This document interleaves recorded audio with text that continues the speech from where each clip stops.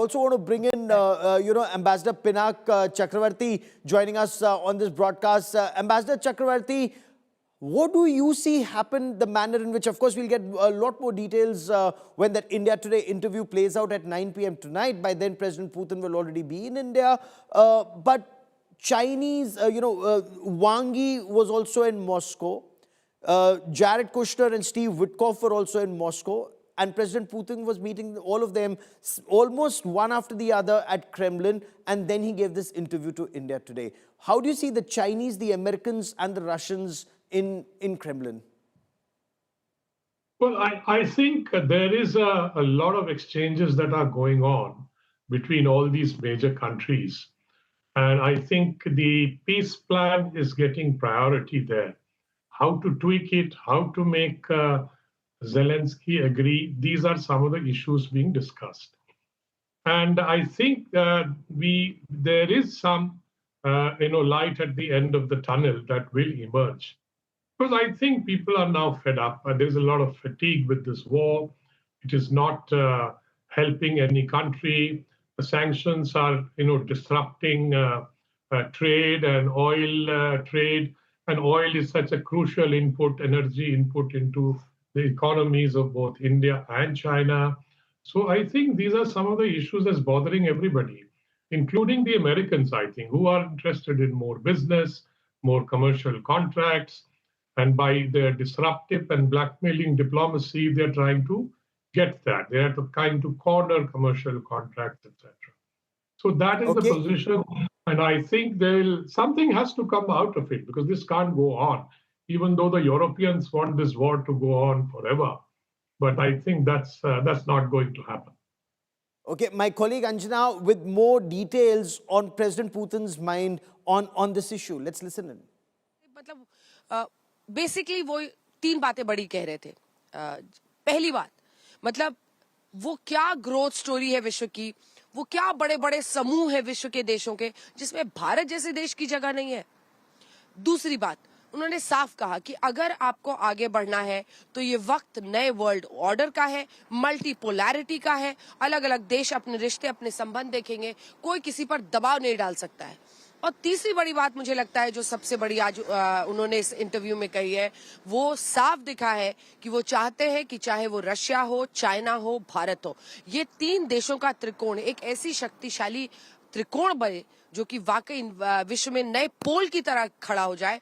और अगर पश्चिमी देश अपना वर्चस्व, अपना दबाव बनाना चाहते हैं तो उसका जवाब यही है, रिक। Happened? Do we actually see Russia, India, China happen? Sandeep, this was in the works for a very long time. India was initially very lukewarm. India is very warm to India, Russia, but India, Russia, China. How keen are we, or how much are we moving forward in that direction, Sandeep?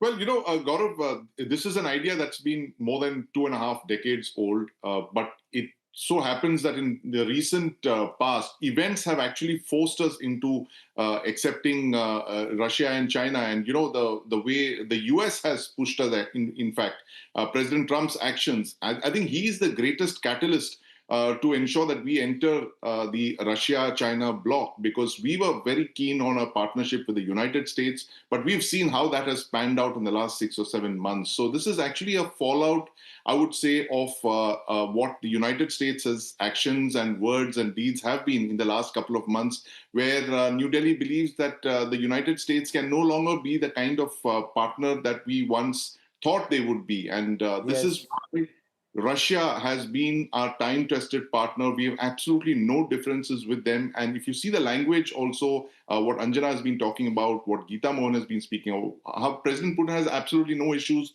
about our relationship with the United States. He treats it as our own interests, and he's okay with that.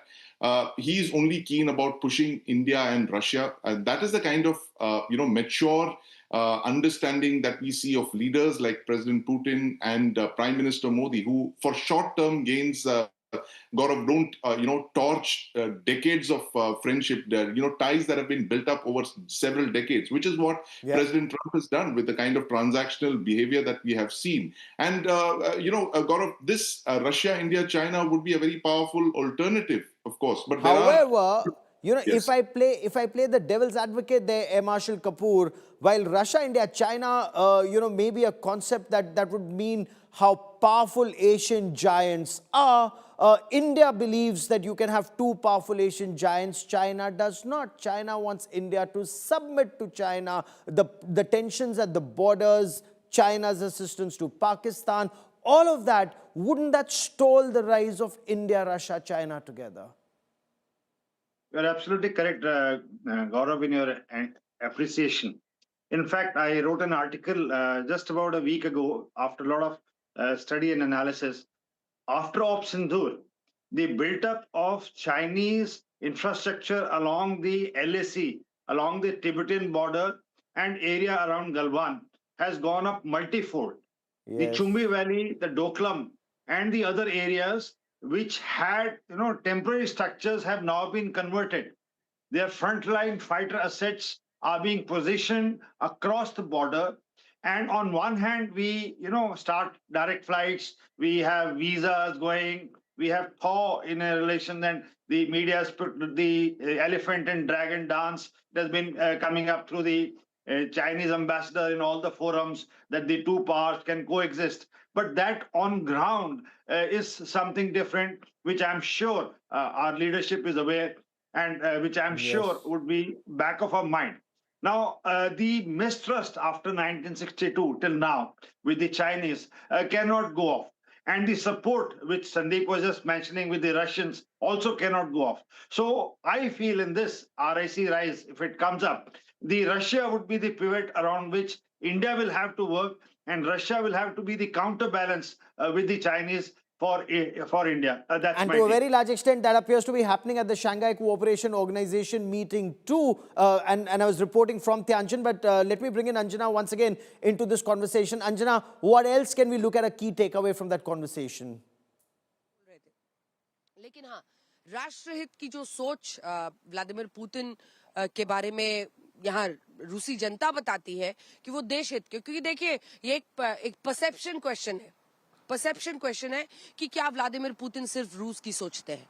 अगर इस perception question में आप लोगों से बात करेंगे तो उनकी यही राय है कि व्लादिमीर पुतिन रूस के बारे में सोचते हैं। और अगर प्रधानमंत्री नरेंद्र मोदी तीसरी बार चुनाव जीते हैं तो जाहिर तौर पर जनता का भी यही मानना है कि भारत में वो देश हित में सोचते हैं।